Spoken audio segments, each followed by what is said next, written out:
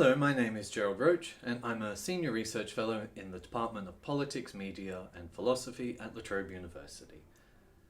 Today I'm going to be talking about my recent article which was published in the journal Patterns of Prejudice and was titled Articulating Language Oppression, Colonialism, Coloniality and the Erasure of Tibet's Minority Languages. So, to begin with, I'd like to give a little bit of background about how I came to research this topic and to write this article. So from 2005 to 2013, I lived on the northeast Tibetan plateau in the city of Xining, where I worked at a local university. I also became involved with a number of local organizations that were working on a variety of cultural and linguistic documentation and preservation programs. And so it was really through this on-the-ground experience, working with Tibetan people in their communities, that I came to be aware of the significant linguistic diversity that exists in Tibet and the challenges that it faces. So, in order to help understand this situation, what I wanted to do theoretically was to put the question of language shift within the framework of colonial domination and oppression.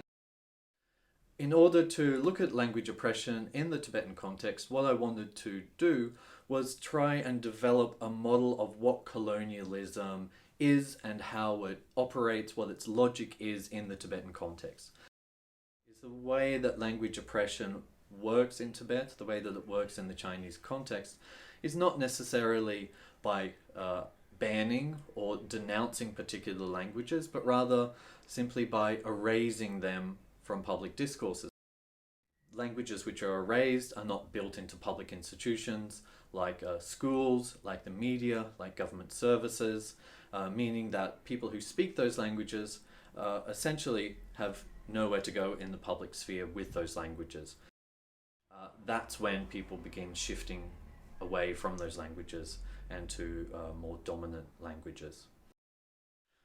So what I tried to achieve in the second half of the article was to ask, why hasn't there evolved a political and social project to resist this form of oppression, to resist the erasure of Tibet's minority languages? In order to look at that issue, I then turned to the global context of the international Tibet movement. What I found through an examination of the discourses of these organizations is that they reproduce the erasure that the Chinese state imposed on populations.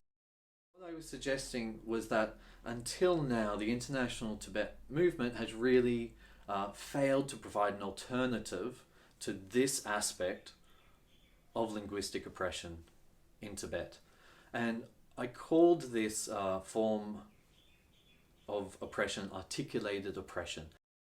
And so what I was really trying to highlight by drawing attention to the articulated nature of this oppression is the existence of political potential to construct an alternative project that might provide a basis to resist the oppression of those erased minority languages.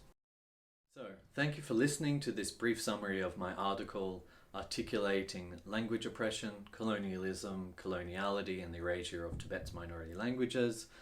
If you want to examine the arguments that I've made in more detail, you can find the link to the article below this video.